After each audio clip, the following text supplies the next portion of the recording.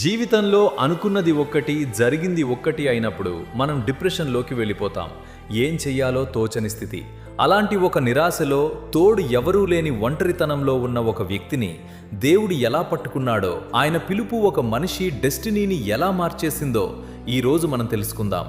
ఇది ఏ కల్పిత కథో కాదు, చరిత్రని మార్చేసిన ఒక రియల్ ఎన్కౌంటర్. ఆయన పేరు సీమోను. ఒక సాధారణ జాలరి.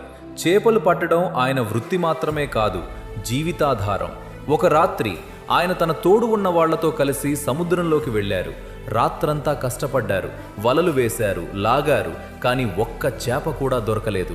ఇమాజిన్ చేసుకోండి, రాత్రంతా నిద్ర లేకుండా ఒళ్లంతా అలసిపోయి పొద్దున్నే ఖాళీ చేతులతో ఒడ్డుకు వచ్చినప్పుడు ఆయన ఫ్రస్ట్రేషన్ ఎలా ఉంటుంది? నా బ్రతుకు ఇంతేనా? నా కష్టానికి ఫలితమే లేదా అని బాధపడుతూ వలలు కడుక్కుంటున్నారు. అలాంటి టైంలో అక్కడికి యేసుక్రీస్తు వచ్చారు. ఆయన చుట్టూ జనాలు ఉన్నారు.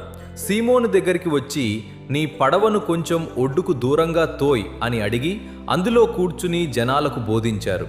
మాటలు అయిపోయాక సీమోను వైపు చూసి ఒక మాట అన్నారు, నీ పడవను లోతోతుకు నడిపించి చేపలు పట్టడానికి మీ వలలు వేయండి.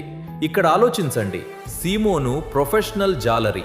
ఆయనకు సముద్రం గురించి అన్నీ తెలుసు. పగటిపూట చేపలు దొరకవు, పైగా రాత్రంతా కష్టపడితేనే రాలేదు. ప్రొఫెషనల్గా ఆలోచిస్తే అది ఇంపాసిబుల్.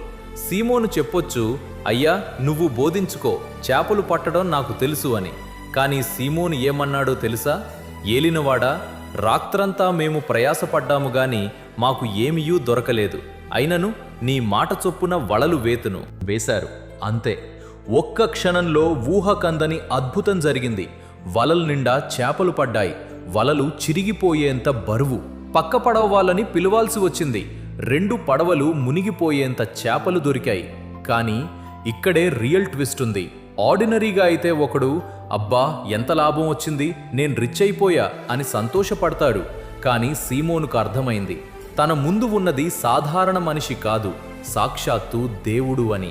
ఇమ్మీడియట్గా సీమోను యేసు పాదాల మీద పడి, ప్రభువా నన్ను విడిచిపోము, నేను పాపాత్ముడనైన మనుష్యుడను అని ఏడ్చాడు. తనలోని తప్పులని బలహీనతలను ఒప్పుకున్నాడు. అప్పుడు యేసు ఆయన్ని గట్టిగా పట్టుకున్నారు. భయపడకు అన్నారు. అంటూ ఒక మాట చెప్పారు, ఇప్పటి నుండి నువ్వు మనుష్యుడను పట్టువాడవయ్యుందువు. చూసారా, దేవుడు సీమోనును ఎక్కడ పట్టుకున్నాడు? ఆయన సక్సెస్లో ఉన్నప్పుడు కాదు, తన లైఫ్లో తను తోపు అనుకున్న ఫీల్డ్లో ఫెయిల్ అయ్యి ఒంటరిగా బ్లాంక్గా ఉన్న క్షణంలో పట్టుకున్నాడు.